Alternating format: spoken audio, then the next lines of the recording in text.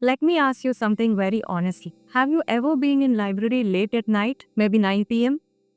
Everybody else have gone and you're still sitting there all alone and study. A desk lamp, a notebook, a pile of just textbooks. And suddenly a quiet thought appears in your mind. Why does it feel like nobody understands what I'm doing? You open your phone for a moment. Your friends are out, eating together, laughing, posting pictures. And for a second, your brain whispers a very painful thought. Maybe I'm missing something in life. If you ever felt like this, then something very important you have to hear today. That feeling is one of the most hidden rules of most of the students. Not burnt out, not discipline, loneliness. And the very strange thing about this loneliness is it do not scream. It whispers very silently in your ears while you sit alone and study.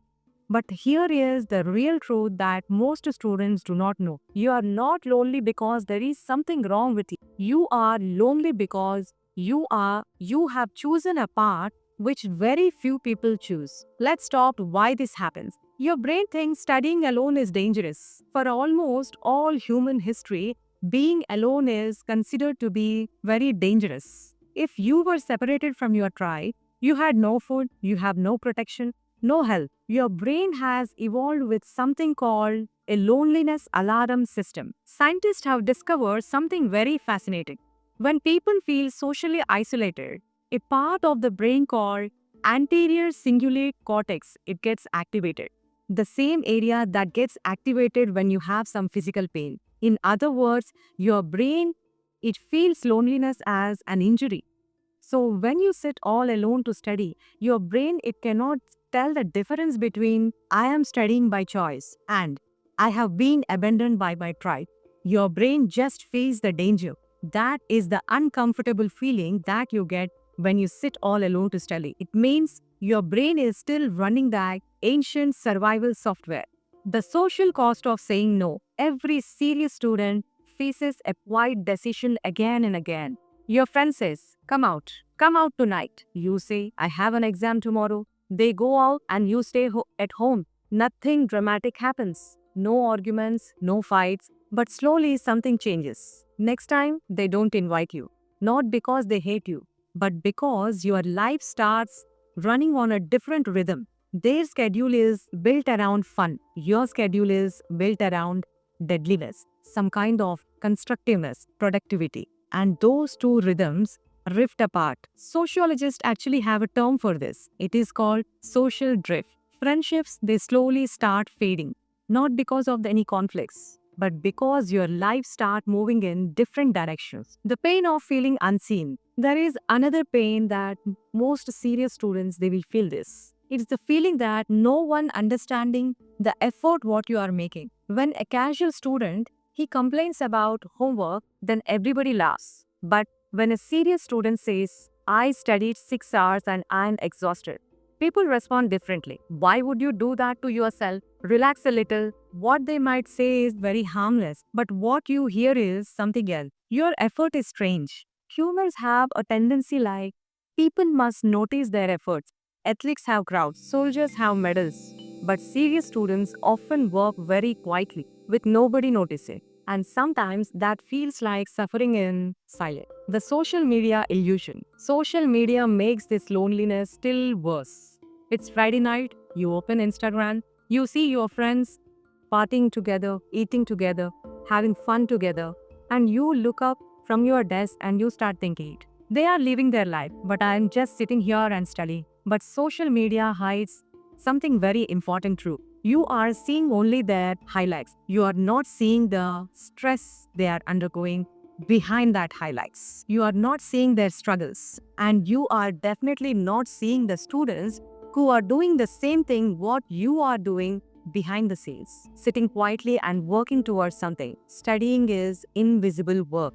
No one posts the pictures of them crying at midnight over a difficult chapter, but that does not mean it is not happening. The achievement paradox. There is a strange thing researchers have observed about the top achievers. The higher you climb academically, the smaller your group becomes. In school, there may be hundreds of students studying like you. In university, maybe dozen. In specialized programs, maybe a few. And at the highest levels, sometimes only a handful of people in the world who understand what you are doing. The path becomes narrower, not because you are failing, but because you are going somewhere where very, very few people go. The dangerous shame spiral. Here is where many students make a painful mistake. Instead of saying, I am lonely, because this path is narrow, they say, I am lonely because there is something wrong with me, something wrong is happening with me. They blame themselves. I am awkward. I care too much. I am weird. That belief creates something very dangerous, shame. And shame pushes people into more isolation. And more isolation leads to more loneliness. And the spiral continues. But the truth is simpler. You are not lonely because you are broken. You are lonely because you are building something. Here is something again a very fascinating fact. When researchers have interviewed some of the high achievers, almost every serious student they believe this day. I'm the only one who feels this lonely. The top student thinks all other students they are having some or the other friends. The medical student thinks their classmates are social butterflies. The PhD student thinks everyone else is handling much better than he or she. But when people talk honestly, privately, almost everyone says the same thing. I feel alone too. The loneliness is not rare, it is actually universal, but nobody talks about it. So everyone believes they are the only one. The loneliness of serious students is not a punishment, it's actually the entrance phase. Builders are always lonely while they are constructing, during the construction. No one wants to watch the concrete dry while constructing, but everyone wants to stand inside the finished house, but not in that dry concrete. So, right now, you are in the construction phase of your life, and construction is quite messy, dusty, but believe me, that's temporary. You cannot completely remove the loneliness, but you can make it lighter. Find one other serious student, not a group.